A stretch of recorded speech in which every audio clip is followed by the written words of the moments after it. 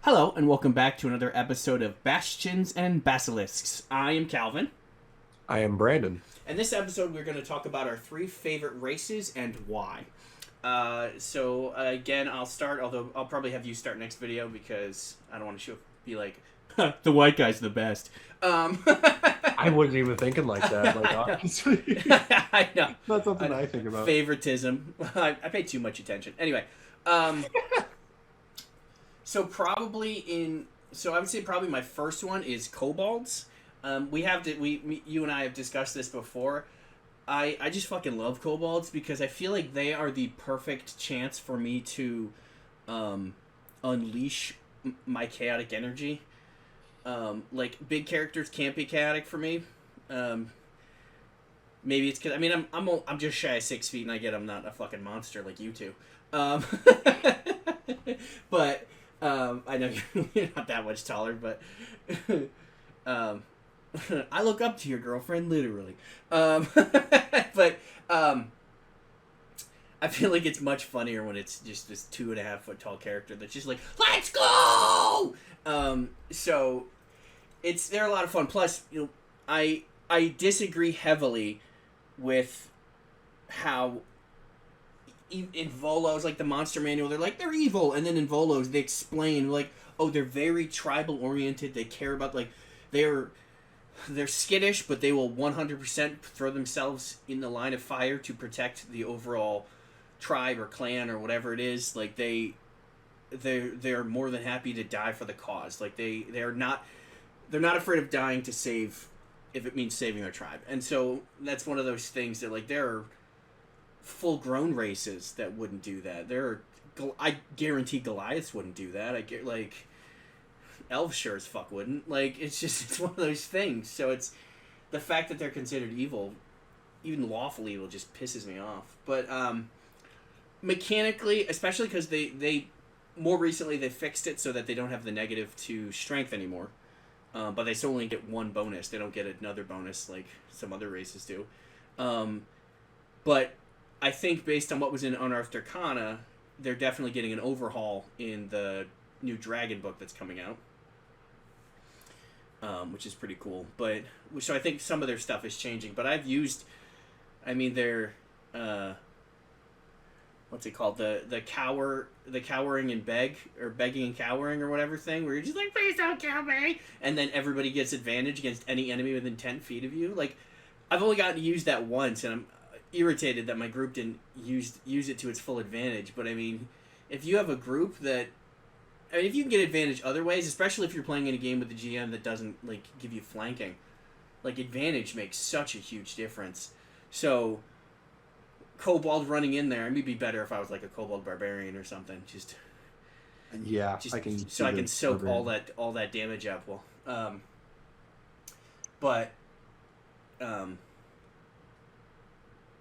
Being all right, I run in and I do that, and I think because I'm trying to remember, it might be the end of my next turn or the beginning of my next turn. I don't remember specifically, but if I was playing a fighter, I could even get advantage with it, I think. But it's just one of those things, mechanically it's a lot of fun. Their dark vision is fine, their light blindness is dumb. It's I don't know, I think they're a cool race, and they're a lot of fun, especially because now that they're dragons, it's even better to have that kind of that. Not even just being a small race with an ego, you're a small race that is a dragon with an ego. You're like, I'm a dragon, mother. That's the character. Literally was there was a ancient dragon coming, celestial dragon coming down, and I'm like, whatever, you ain't that big. I ain't scared. We're both dragons here. No need to be showy. So it's just really funny to kind of have that going with it. So I just imagine Bahamut just looking down at a tiny ass kobold, and he's just like, I will fucking laser beam you, you puny little shit. That's what I imagine. Bahamut, more like Bahamut. What? I don't know. I thought you were gonna say Bahama butt, but oh, damn it, that would have been way better. Bahamut, more like Bahama butt. It's better with the voice. Yeah. 100% better with the voice. It's even funnier because it's the type of thing where like, and then like play something that actually can kick some ass, like a monk or barbarian or fighter, and then you're like, it's like those things where I mean, it's a trope now. Like they underestimate the small person, and then the small person kicks the shit out of everyone. Yeah. Thank you. All right, so my first, I'm gonna say sub race because like typically, I play elves as like one of my go-tos. I'm okay with sub races. One of mine is technically a sub race. So yeah, so it has to be the drow. I really enjoy playing the drow. We've already discussed in the past how I really enjoy playing a monstrous race that's like going against their kind of like innate nature type of thing. So my group tends to allow you to play a monstrous race. It's specifically when it comes to the drow. They'll forego the sunlight sensitivity because my friend has read the fuck, I forgot that drow's name. I have the books. Dritz Stewart. Dritz, yes, thank you. I completely forgot Dritz's name for a second. But in the books, like apparently it talks about sunlight sensitivity. Like it was really only active when it was like really bright snow and like how it reflects like that. And that's how my friend always put it. So he was like, yeah, I don't understand the sunlight sensitivity except for mechanics purposes when they're like, excuse me, like above ground to really hinder them. I don't know why my voice is being weird. But he gave it to where like if I came up from an early age, like somehow escaped or like as a baby I got abducted or some shit, he'd allow me to negate the sunlight sensitivity. And so I ended up being able to basically take that part off and play a drow, but I still experienced like the hardships and stuff. So that's basically the entire reason why I really like the drow. Just I really also enjoyed like the dark purple that they could also represent. Like that like lavender. Yeah. Yeah. No, I just really enjoyed that, and that'll actually lead into my next one. But I enjoyed the white hair. There's a couple anime tropes I would go into when I was playing my drow character called Kylen Ba. He would fall from like a tall building with his hair majestically falling down behind him, and of course I'd have to like roll some sort of acrobatics check just to do that. But it was interesting. So just I always liked elves in general. I typically play them in like fantasy games like Skyrim or something like that. So that's what I typically do. But that's my first character race. So that's just me. Just stupid reason. No, that's fine. We established I'm ridiculous. Yeah, no, drow are cool. I definitely think mechanically sunlight sensitivity, like it makes sense because they have 120-foot dark vision now.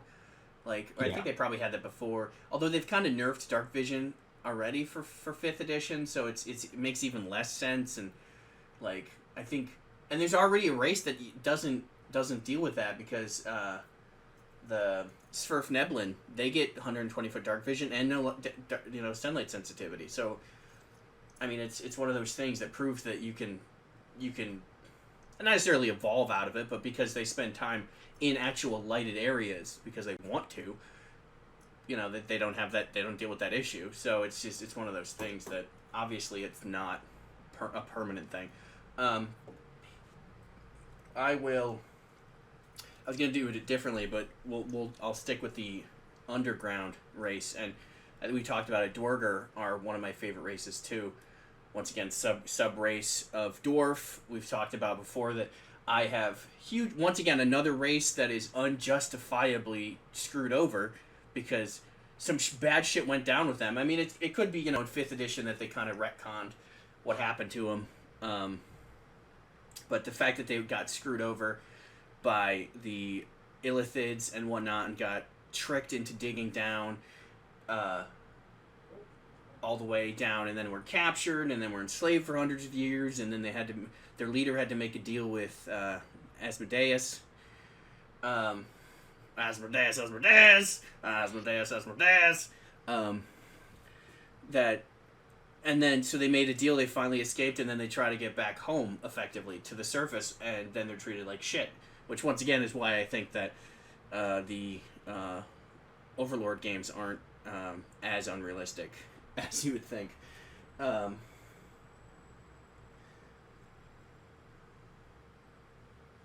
Okay. Confused. So I like them. I think they're cool.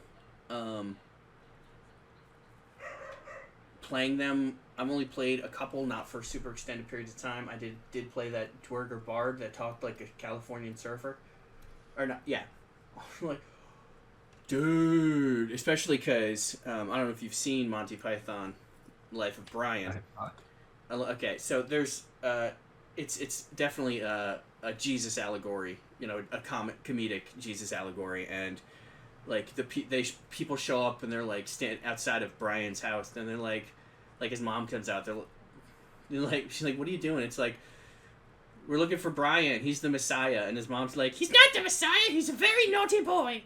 And so that was the joke, because my character was, because he got some ability to like understand and speak to everything, that people treated him like a Messiah, so I couldn't help but make the joke that I wasn't the Messiah, I was just a naughty boy, or that my mom said that I wasn't, like, it was just a whole thing.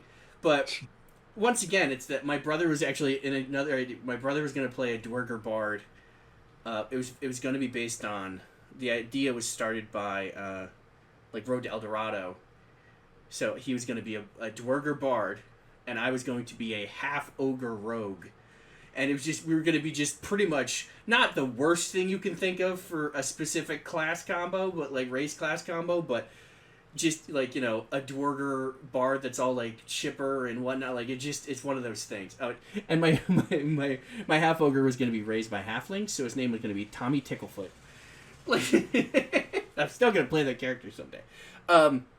But yeah, Dwerger are just, I don't know, like, they've been through some shit, and they don't deserve the hate they get, and mechanically, I love all of their abilities. I mean, stat-wise, the bonus to strength on top of their bonus to con, so that's good.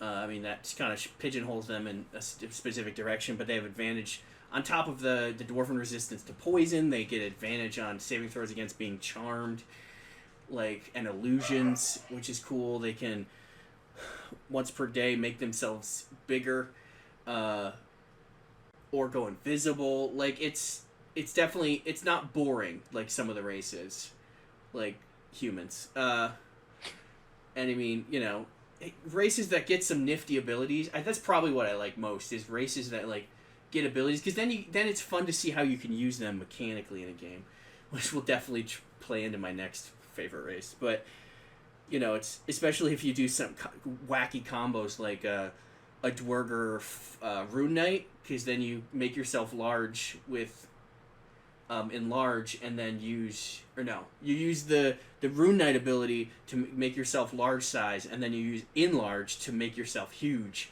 because they don't stack. So like, you're just like, it's true. Make my fighter grow, and then you're like, what's up, bitches? Like, it's funny to me. So it'd be fun to explore that. Now, and it's definitely not in that.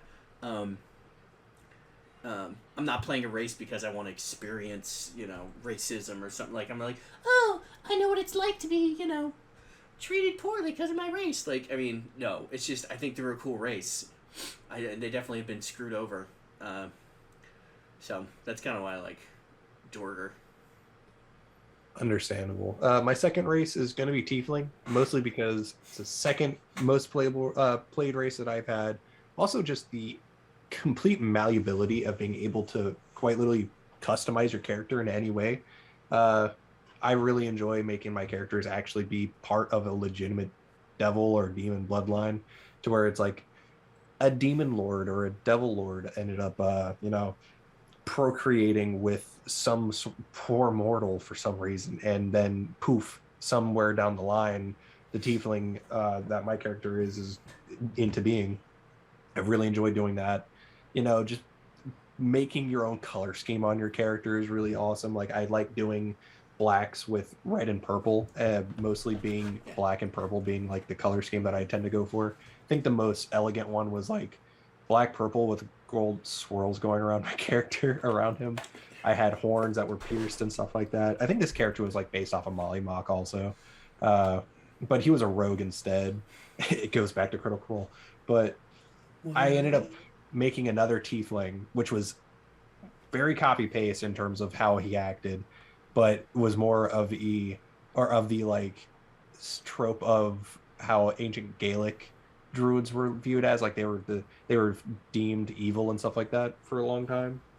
So my character was hated for that, and he had actually 9 tails, which was a whole joke towards Naruto and the 9 tails and shit like that. So me and my friends kept making jokes. Keep rolling my eyes at everything.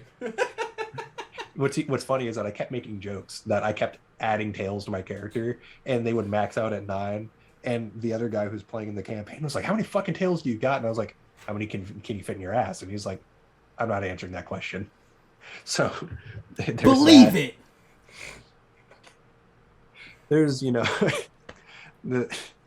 there's the innate spell casting stuff, that you get at 3rd and 5th level, like Burning Hands or whatever. Mm-hmm. The fact that there are some books that allow you to change what type of resistance that you get from ice or fire and a couple others. Yeah, from I forgot what not Volos. Maybe it's Volos. No, maybe it is Volos.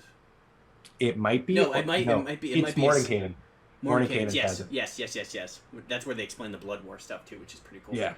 I went through all the monsters within Mordenkainen's Dome of Foes. It was fucking crazy. Anyways, totally different rant. But I just really enjoy playing Tieflings because, like, I also, you've seen my TikToks. Like, I have like a demon character who's an incubus. So I also at some point want to create a Tiefling based off of that character, Samael, and put him into a D&D character and see how that goes. Because, like, that character is a literal fallen angel, so I want to see how it works. So. By sending that, I meant we're ordering from Dice Arts. What do you want? I'm recording, but I will let you know. Okay. It occurred to me that maybe I didn't make it clear. You I'm did sorry. not. You did not. Why would I have sent you that otherwise? I don't fucking know. Sorry. You're good, bro. I feel that. But yeah, that's the entire reason why I like Tieflings. Just mostly the cosmetics behind it, but yeah. No, that's fair, because they are, like, I don't know, it's one of those things. I played one actually in 4th edition. I think it's one of those things that, and I try not to be one of those people who's like, just play your own fucking character, stop copying somebody else's. Which is funnier because I played Warhammer Fantasy Role-Playing Game, I think like 2nd edition, way back in the day. Like early 2000s, and I made a character who was a wood elf whose whole fighting style, he used long swords, but he did the whole spiral whirling dervish fighting style with long swords, going in the direction of, because in Warhammer they have the blade dancers, but I was like, yeah, and so I was like all this whirling dervish of death or whatever, and then nobody ever called me out on it. But a year later is when I, like, a year after playing that character is when I actually started reading the Dritz series. So it's one of those, like, it's not even like I was, so many people are, like, making copycat characters of characters they like, which is fine. But I'm like, I feel like just make a character of your own, even if it's ridiculous, it's still going to be fun. So, yeah, so it's, as long as you're having fun. Yeah, it's really weird because, like, a lot of my characters tend to go into, like, not necessarily the Molly Mock in terms of, like, I'm gonna just be happy and hide the darkness type of shit, but it's just like they're usually just jovial, they'll fuck with you type of shit. So, like, I took that into aspect.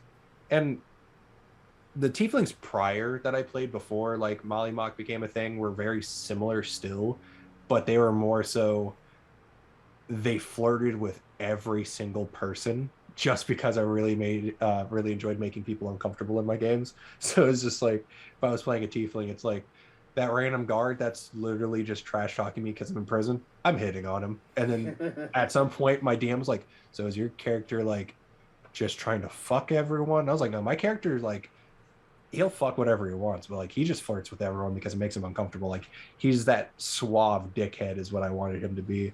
And I kind of took away that trope later on because it kind of got boring. So I kind of want to try to do a Molly Mock thing at one point. Didn't go very well. So yeah, I kind of understand, because there have been plenty of people that I've seen that specifically wanted to create characters after other things.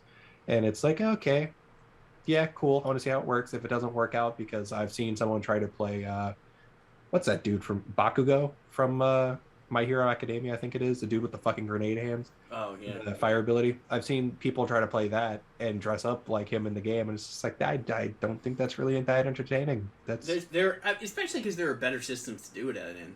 yeah. Like I could see that being done in Starfinder. Like they have equipment for that, much more for that. So I think that'd be cool. But I haven't played Starfinder yet.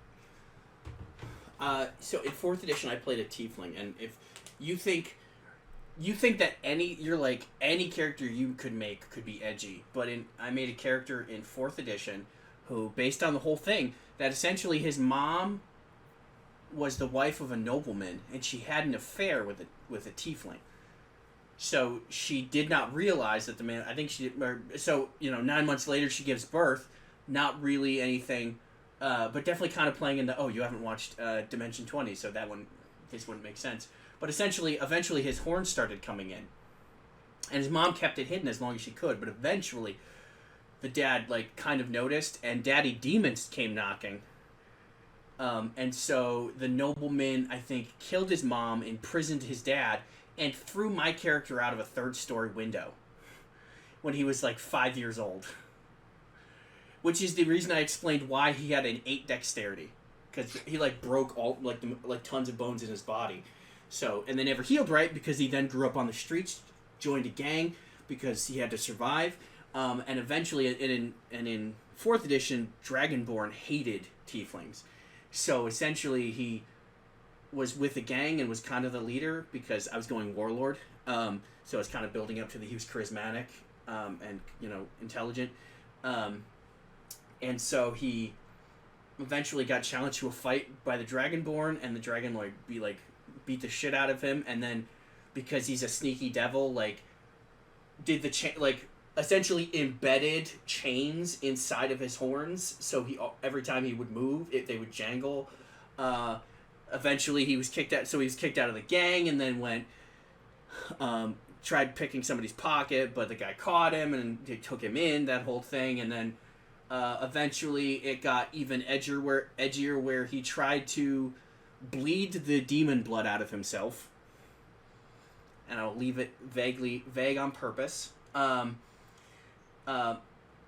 then he was told to be proud of what he was, that there's no shame in being, and then so that was the character had a huge dark edgy backstory, which actually came into play when we got into a fight and we role played through it, where somebody was it's you will die, I will kill you, his ability that causes fear, and I was just pulls up his sleeves and is why would he be scared of you killing me when I've already tried to do it to myself? And the GM was ooh! And he couldn't react for 5 minutes. He had I was fuck around, find out. Tieflings are great. I think, especially with how you can adapt them in 5th edition with Mordenkainen's, makes it 10 times better, because now you're not just a child of Asmodeus. You could be, which I was gonna play a child of crap. What's her name? The angel. Zariel? Zariel. Sorry, I heard it as Azariel. Yeah, Zariel. I was playing. It's the whole thing, but yeah, no. Tieflings are pretty cool. It's just one of those everybody plays one now because somebody popular made one. Yeah. So anyway, so many popular people are now Tieflings. I didn't realize how many people liked playing Tieflings until after I saw that, and everyone was making Tiefling characters, and I was I don't want to play a Tiefling anymore. Maybe that's why I like playing all of my weird characters, because I'm somebody needs to play something that not everybody else is playing. Oh, dude, I got my 3rd one. You're gonna be surprised by. Maybe I won't. I don't know. I've never seen anyone play them, but okay. My 3rd is Tabaxi. I've played one Tabaxi, technically 2 Tabaxi, but so I've done it. It was actually all because I played one very shortly in my brother's game with his kids. That was just kind of a friendly a lower tier kind of game, or less serious game. But I played one in his game where essentially the character's name was Chips Tooth on Chainmail, because my friend Curtis is amazing at naming Tabaxi, because his character's name was Fish Out of Water. And they were lovers, actually. They essentially, his character, his family, especially in Descent into Avernus, where they validate that you can sign a pact, you can sign a contract without knowing what it's about. Yeah. So his whole thing is like he unknowingly he was coerced into signing a pact. So his whole family was he was like a coven of warlocks, and so he was forced into signing a pact. And then he hated his family, and my character was kicked out of his tribe because he looked like a Panther Lord because he was black fur, because Panther Lords are like bad news in Maztica. And so I kind of ran around in the wild because I was a barbarian. And I was an elk totem barbarian. So I essentially joined like an elk tribe and was running around with elk, and eventually saw him, and he was still the most beautiful creature I'd ever seen, and fell immediately in love. And eventually I helped him escape, and dragged, essentially helped him escape to get on a boat to cross over to Faerun. And because we looked similar, because we're both 6 foot, I think I'm 6'7" and his was 6'8" or something like that. We're very close in height. I essentially lured them off, and then got into a fight and killed a couple of his family members, and then almost died, and was rescued by a tribe of halfling druids, and so that's why I dipped into druid for a couple levels, and it was a whole thing. But it was a lot of fun, especially maybe I like him so much because I played Chips with my friend Curtis, who he is the stereotypical cat, that whole you are beneath me, I am the best. Not he doesn't play it that pompous with that voice, but he does have that sass, and it's amazing. And my character is very much the stoic yes dear type of guy, and so it's one of those things woe betide somebody who starts shit with fish. And if you haven't, Fish and Chips was the name of the couple.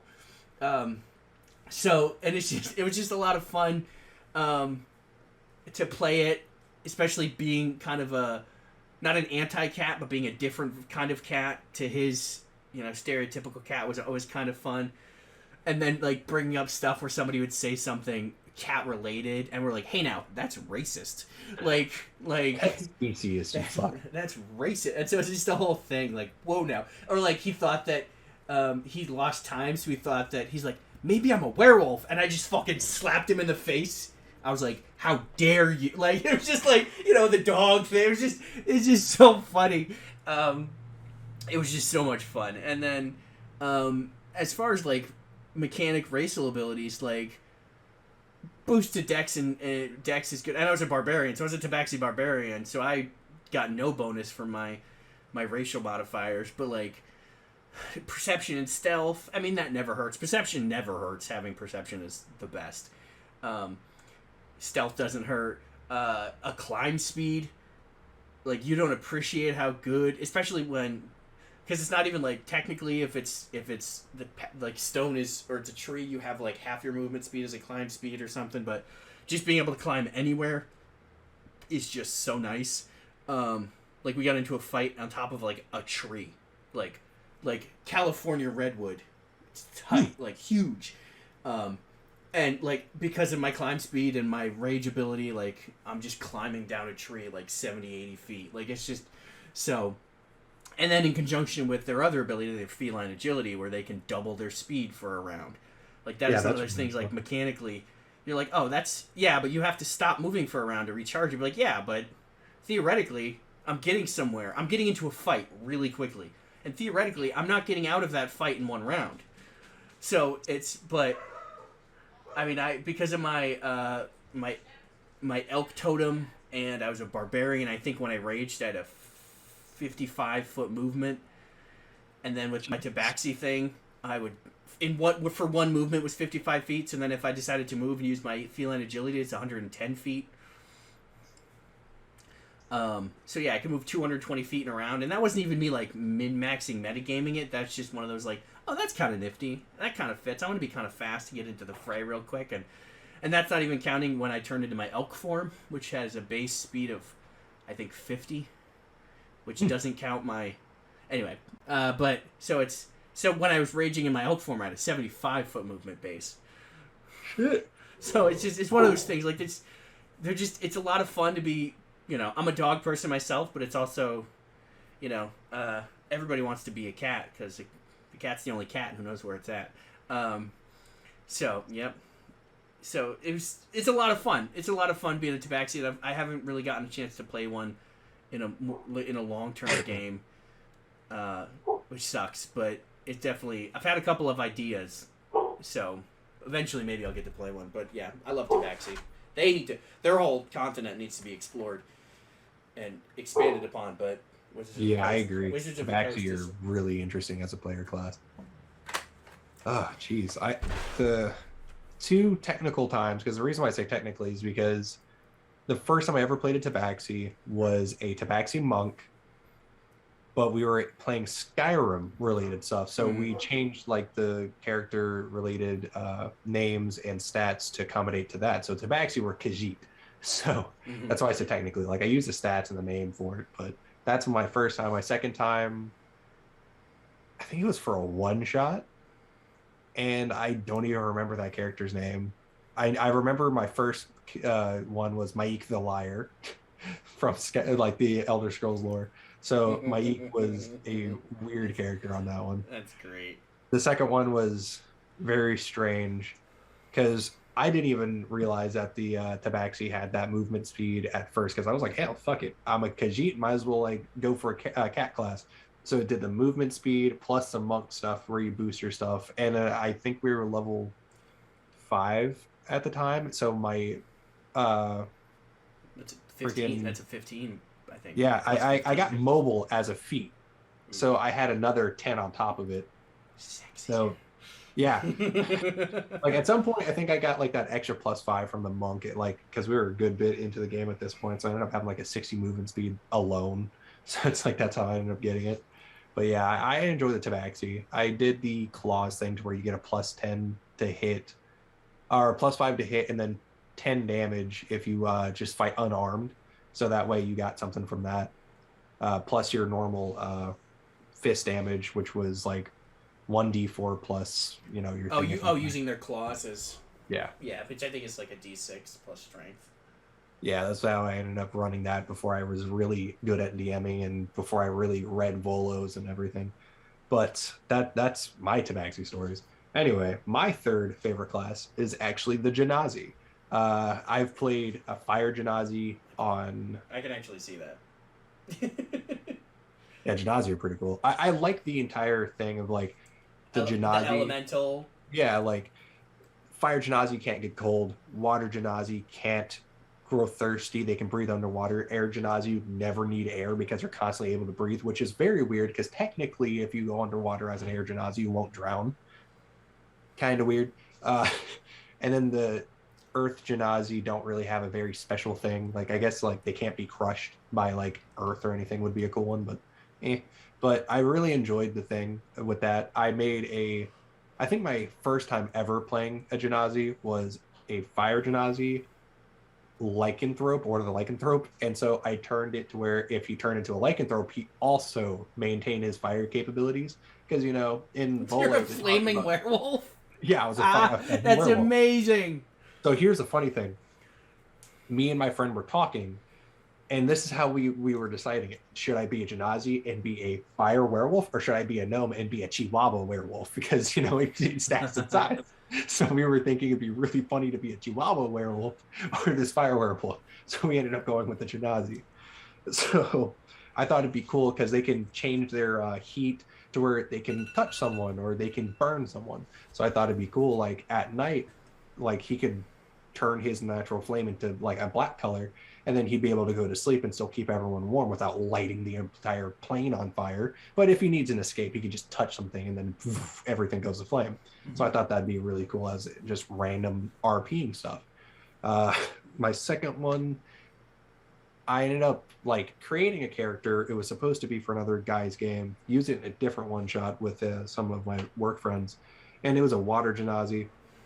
Because at some point I wanted to play air, water, and fire because Earth didn't really do much for me.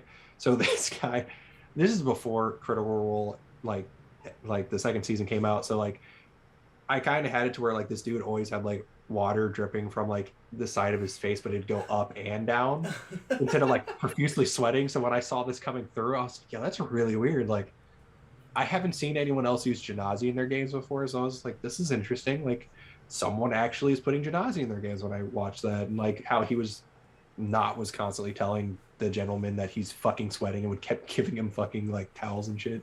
So I thought that was really, really funny.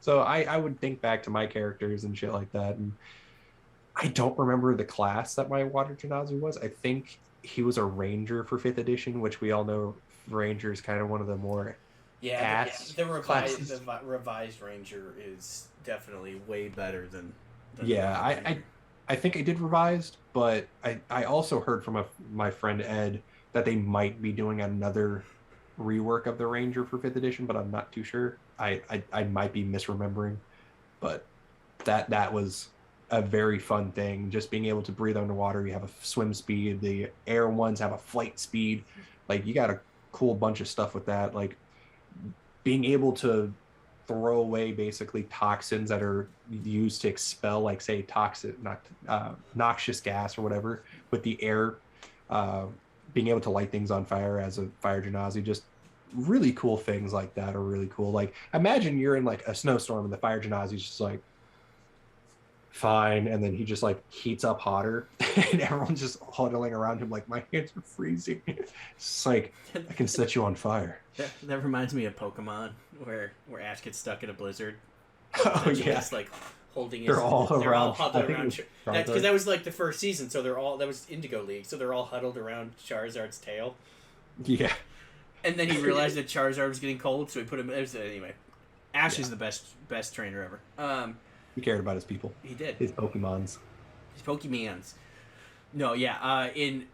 My brother ran an underwater game with the lobster monk that I played. One of the other players was playing a water Jannazi, and the fact that they don't get dark vision, like people are like, oh, not everything should get dark vision. I'm like, they exist in the dark. Like they have to have something to be able to exist in like an underwater city. Like same concept. I mean, I'd even be fine if we're seeking with the, sunlight sensitivity thing. Like, sure, like give them 60 feet in sunlight or 120 feet in sunlight, like or something, or some kind of like tremor sense, or just like give them something because they exist in fucking underwater. Like so. Yeah, I think it would be really smart. Like tremor sense would make sense because sharks have like this sense of vibration stuff, so I think that would make sense. Because I completely forgot about that. Because I think what me and my friend did was like, the fire one had the ability to be able to see in like shades of red. I don't remember the air because I never did get to make a class with that. Like, but I don't think that one ever got it. Like, it's really strange how they ended up not letting them have it. Because as a race of elemental beings, you should at least have that. It makes no sense. Right. Yeah. I'm not as surprised by Jannazi as you would think I would be. I did find a thing to where there were like smoke Jannazi and stuff like that, which I found really cool. I think it was the elemental plane of. And then there are Ash, and then that's Mortal Kombat. That's an acid one. I think it was like if the Jannazi end up going into like the opposite plane, like the fire elemental, the fire Jannazi went to the elemental plane of ice because it's so cold they'd actually be basically on the brink of losing their flame, so they're constantly almost freezing, but the flame is keeping them alive.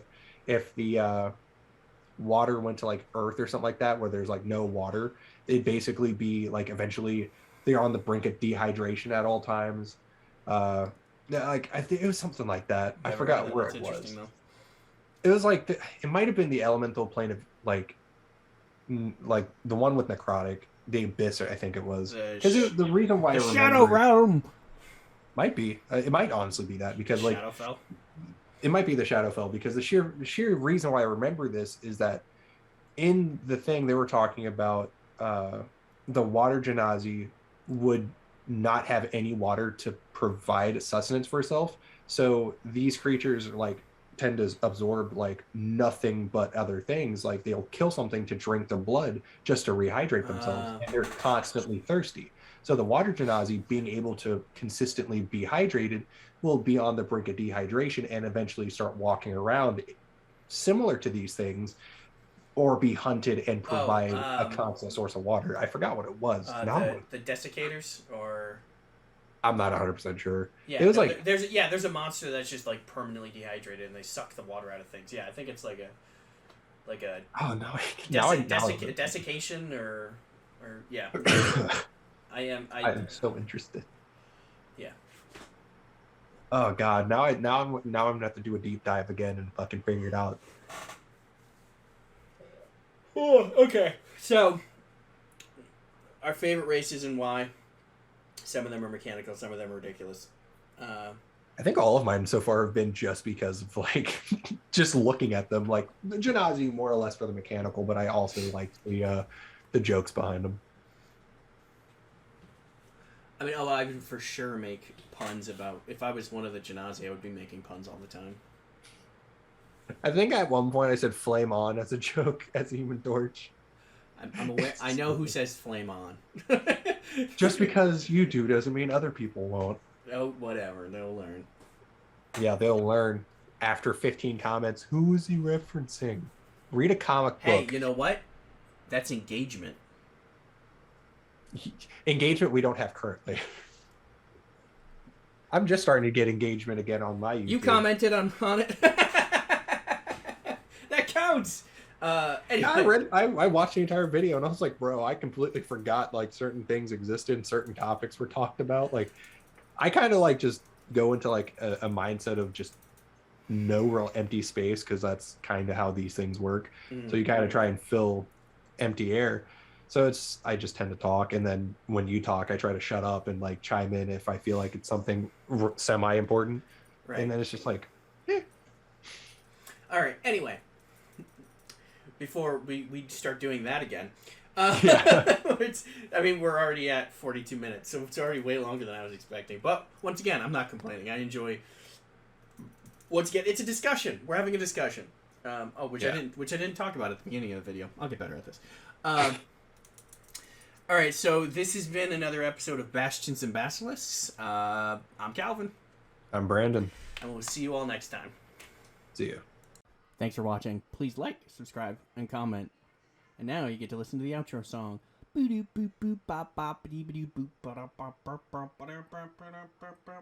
that's the outro song. Yeah.